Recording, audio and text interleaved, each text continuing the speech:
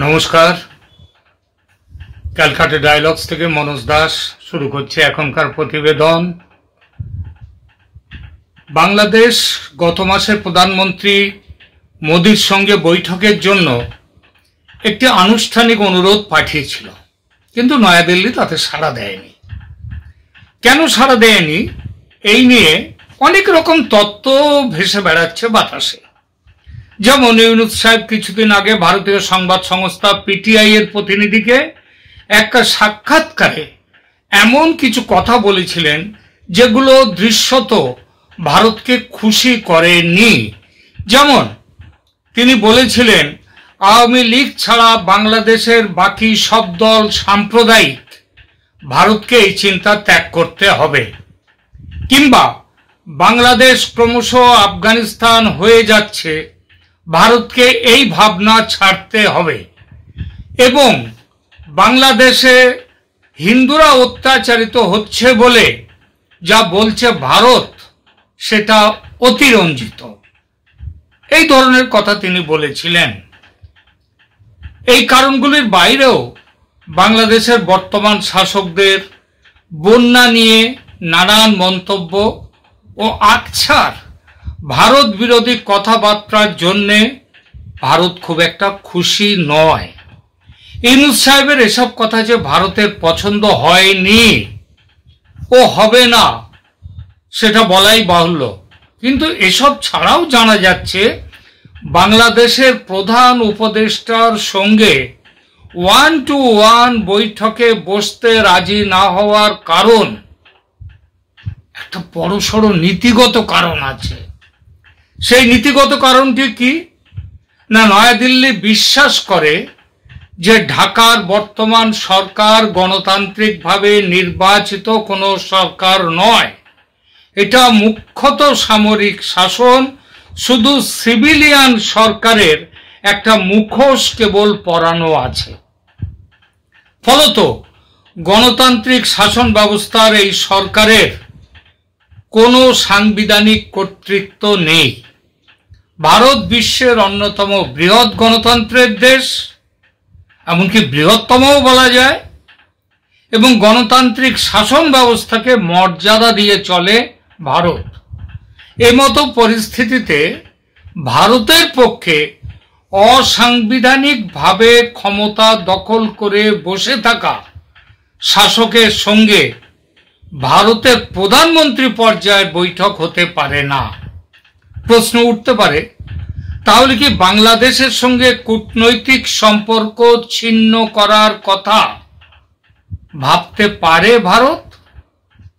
ওয়াকিবহাল মহলের মতে সেটা করা হবে না, কারণ বাংলাদেশ যেহেতু ভারতের প্রতিবেশী এবং দুদেশের সরকার ও জনগণের মধ্যে দীর্ঘকালের সখ্যতার সম্পর্ক, তাই কূটনৈতিক সম্পর্ক বহাল থাকবে, যেমন অতীতেও সামরিক শাসনের সময় ছিল বহাল, তেমনই থাকবে। তবে ঘনিষ্ঠ সম্পর্ক বলতে যা বোঝায় সেটা হবে না।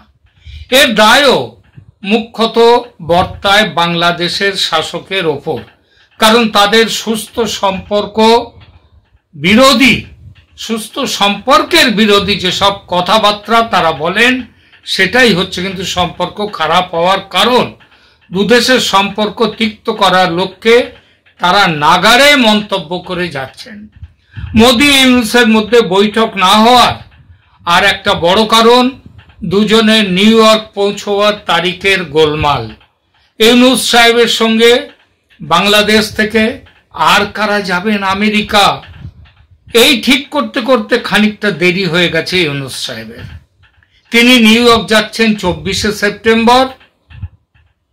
সেদিনই ইউনাইটেড নেশনসের জেনারেল অ্যাসেম্বলি মিটিং, সেই মিটিংয়ে ইউনুস সাহেব অংশ নেবেন। কিন্তু মোদিজি তিনি 22 এবং 23 তারিখে United Nations summit of the future, সেই বৈঠক 4 দেশের কোয়াড, 4 দেশ মানে আমাদের ভারত আছে, অস্ট্রেলিয়া, জাপান এবং আমেরিকা, এই 4 দেশের যে কোয়াড বৈঠক সেই বৈঠক করবেন। এছাড়া কিছু বাণিজ্য সংক্রান্ত, শিল্প সংক্রান্ত বৈঠক করবেন।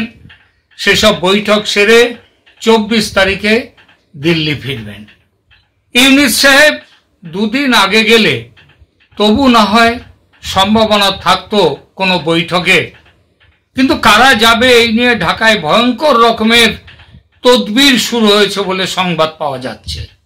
প্রথমে ঠিক ছিল ছোট্ট জনা পাঁচেকের দল যাবে, কারণ দেশের আর্থিক পরিস্থিতি ভালো নয়, কিন্তু আর্থিক পরিস্থিতি খারাপ হওয়ার দরুন কম দল যাবে সেটা তো হতে পারে না। সুতরাং এখন শোনা যাচ্ছে সংখ্যাটা 15 পেরিয়ে যাবে। দলের মধ্যে ইউনূস সাহেবের মেয়েও আছেন, তবে তিনি অবশ্য সেখানে অন্য কোনো বিজনেস টিমের হয়ে যাচ্ছেন না। তিনি 84 বছরের বৃদ্ধ পিতার দেখাশোনার জন্য যাবেন, বেড়াবার জন্য নয়। ঠিকই তো, প্রধান উপদেষ্টা বলে তার বয়সের কথাটা তো ভুললে চলবে না। যাই হোক, উপরে উদ্ধৃত সূত্রগুলি আরো বলেছেন যে ইউএনজিএ অর্থাৎ ইউনাইটেড নেশনস জেনারেল অ্যাসেম্বলির সাধারণ বিতর্কের সময় ভারতের হয়ে সেখানে থাকবেন পররাষ্ট্রমন্ত্রী এস জয়শঙ্কর এবং তার সঙ্গে বাংলাদেশের অন্তর্বর্তী সরকারের পররাষ্ট্র বিষয়ক উপদেষ্টা তৌহিদ হোসেনের মধ্যে একটি বৈঠক হলেও হতে পারে, তার জন্য খুব চেষ্টা চলছে। আমাদের যে পররাষ্ট্র বিষয়ক মন্ত্রী জয়শঙ্কর, তিনি ইউএনজিএ সাধারণ বিতর্কে অংশ নেবেন এবং এই বছর ভারতের জাতীয় যে বিবৃতি ভারত সরকারের পক্ষ থেকে সেখানে তিনি দেবেন। নিউ ইয়র্কে তার অন্যান্য দ্বিপাক্ষিক, বহুপাক্ষিক এবং আন্তঃআঞ্চলিক কর্মকাণ্ড থাকবে। হাসিনা ক্ষমতাচ্যুত হওয়ার পর ভারত বাংলাদেশ বন্ধন এটা এখন কোন জায়গায় দাঁড়ায় সেটা সবসময় সেটা খুব তীক্ষ্ণভাবে তার দিকে দৃষ্টি রেখে চলছেন। ভারতও চলছে, আমেরিকাও চলছে এবং বলা বাহুল্য বাংলাদেশ তো চলছেই। দেখা যাক কোথায় গিয়ে দাঁড়ায়। এখনকার মতো এখানেই শেষ করছি। ধন্যবাদ।